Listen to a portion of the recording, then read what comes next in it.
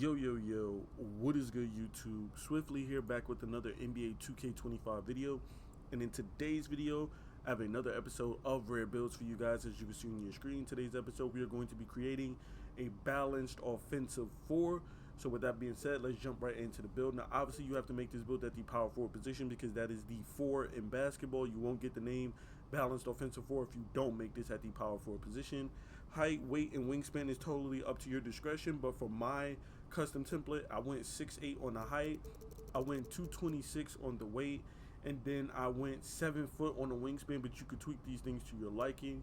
And then for the attributes, this is what I went with. I went 89 on the close shot, I went 82 on the driving layup, I went 80 on the driving dunk, I went 65 on the standing dunk, and then I went 87 on the post control.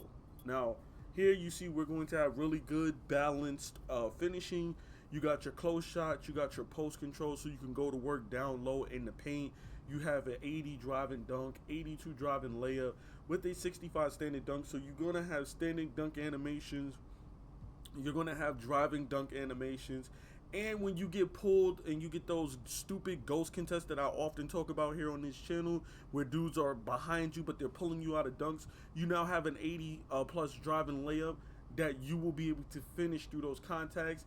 And we're also going to have physical finisher on this build, which I tell you guys is very vital for you to finish those and ones, and for when you get pulled out of your dunks. That badge is what's going to click in. It's going to give you physical finisher, and that's going to determine whether or not you make that driving dunk that then turns into a contact layup. So you want to have some form of physical finisher if you feel like you're constantly being pulled out of your dunks. That's what that physical finisher is going to come in handy and help you knock down those layups. Then moving on to our shooting, we do have an 85 on the midi, and then we also have an 80 on the three ball. Now, do keep in mind I'm backing out just to show you guys what the caps are. This build has a 91 mid-range cap and an 83 three ball cap, meaning that you can use your cap breakers, right?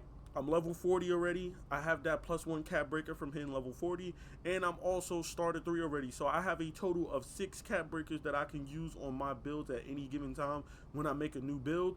So I can go ahead and throw +3 on here and get limitless range on bronze, and then use my max +1 that you get in the season pass to then put my limitless range up to silver limitless range, you know. Or I can put it on, you know, my mid-range shot, you know, put +4 on there and get gold set shot specialist with my midi on my 83 ball, right? Those 4 points into set shot specialist, right? And that's cool.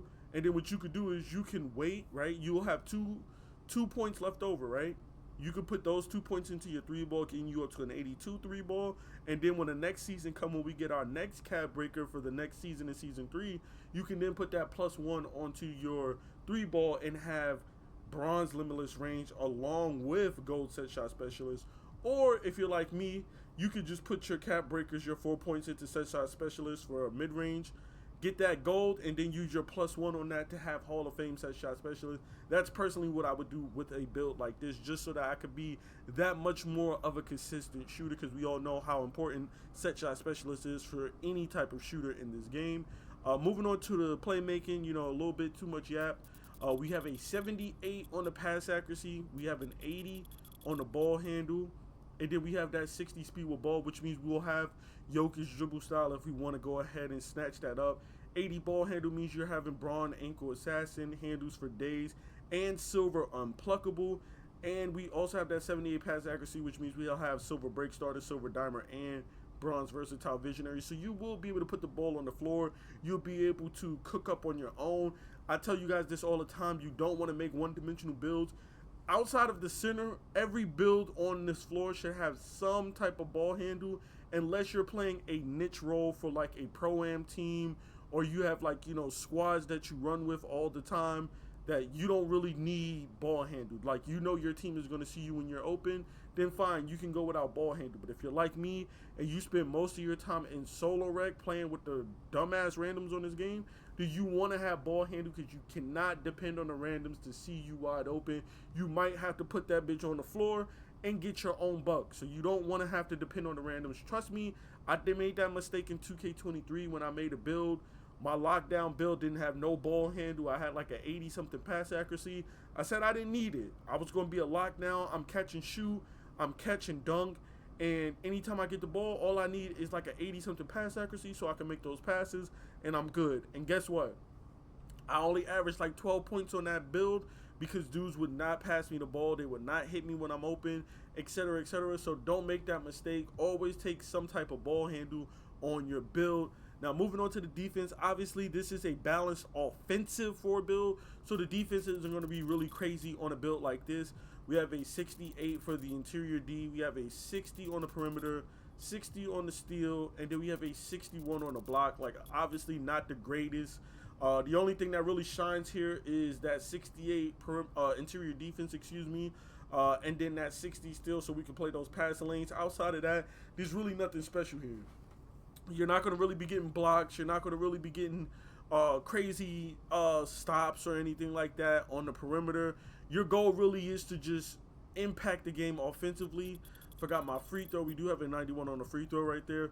But this is a balanced offensive forward. You know, this is a build where your sole purpose is scoring the ball. That's really your main objective. Scoring the ball, passing the ball, impacting the game offensively, not defensively. So keep that in mind.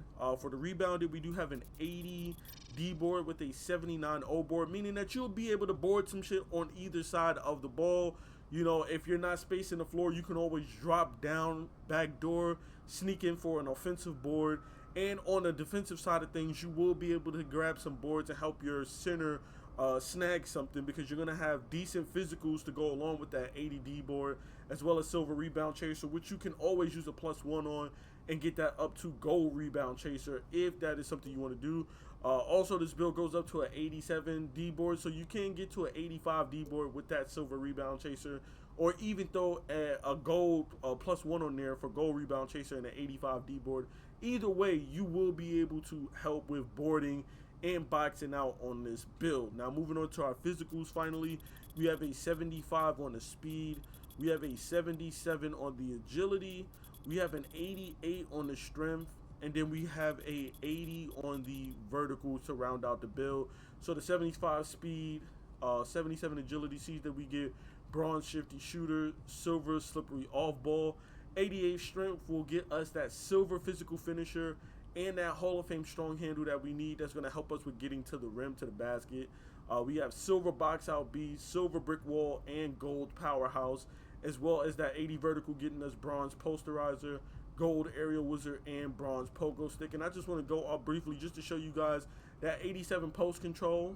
You know, when we do get that matchup, that size advantage down there, you're going to have gold hook specialist, gold post fade phenom, gold post powerhouse, and gold post up poet. So just with that 87 and, you know, that strength and mid-range alone, we're going to have straight gold badges when it comes to the post.